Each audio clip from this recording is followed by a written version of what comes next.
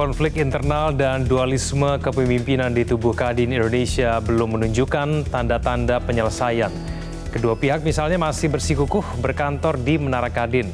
Sementara Presiden Joko Widodo yang menurut Undang-Undang Nomor 1 Tahun 1987 menjadi pihak terakhir yang berwenang mengesahkan Ketua Umum Kadin, tetap meminta masalah dualisme kepemimpinan di Kadin diselesaikan secara baik-baik di internal Kadin.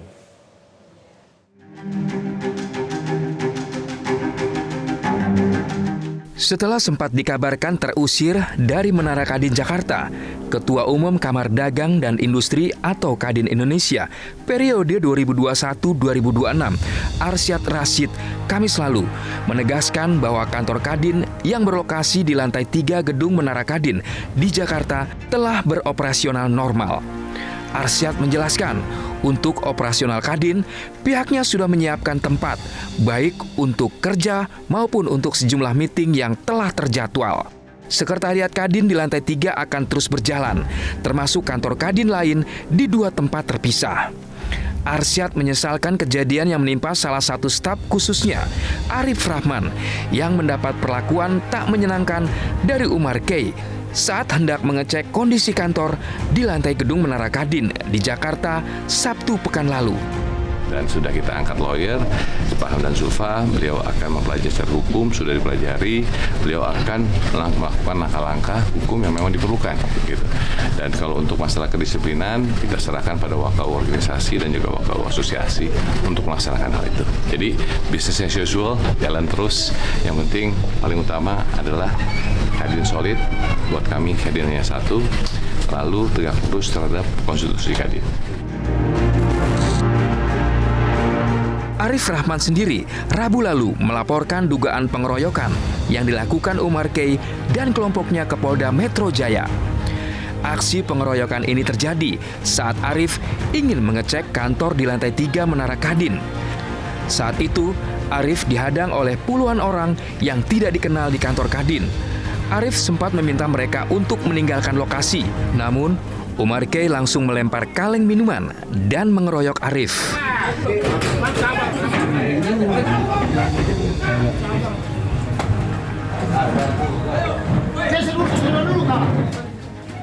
Sebelumnya, menyusul hasil penyelenggaraan Munaslup Kadin Indonesia pada Sabtu 14 September lalu yang memilih Anindya Bakri sebagai Ketua Umum Kadin Indonesia, terjadi dualisme di organisasi pengusaha tersebut.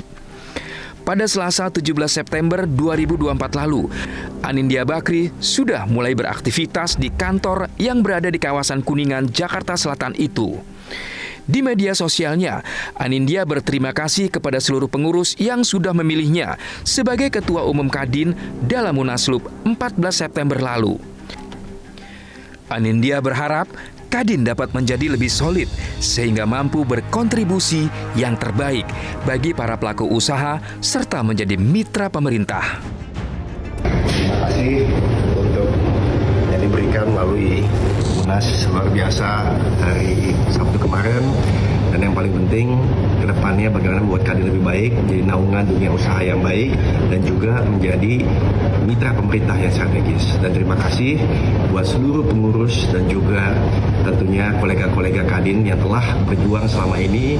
Mari ke depan sama-sama kita cari jalan untuk terus solid dan memajukan perekonomian Indonesia. Penyelenggaraan Munaslup Kadin pada 14 September lalu sempat diwarnai isu cawe-cawe istana. Meski hal tersebut kemudian dibantah oleh Koordinator Staf Khusus Presiden Ari Dwi Payana. Isu ini juga sampai ke telinga Presiden. Presiden Jokowi pun meminta kisruh kepemimpinan Kadin diselesaikan secara internal dan tidak melempar bola panas kepada Presiden. Ya, sekali dua kali saya datang di acara Kadin, baik.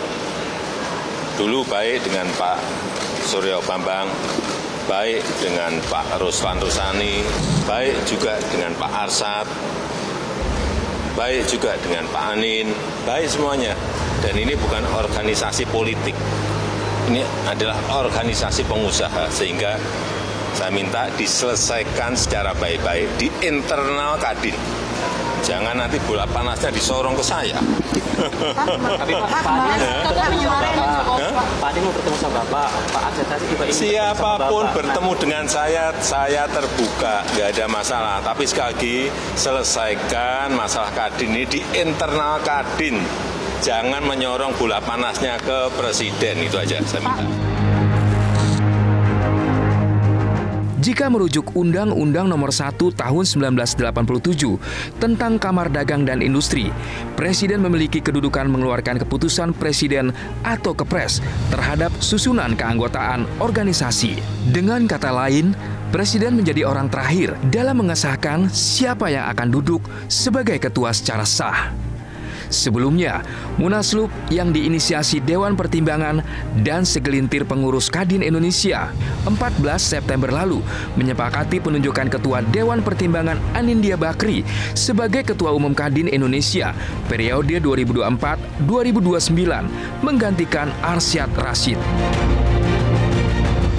Jelajahi cara baru mendapatkan informasi. Download Metro TV Extend sekarang.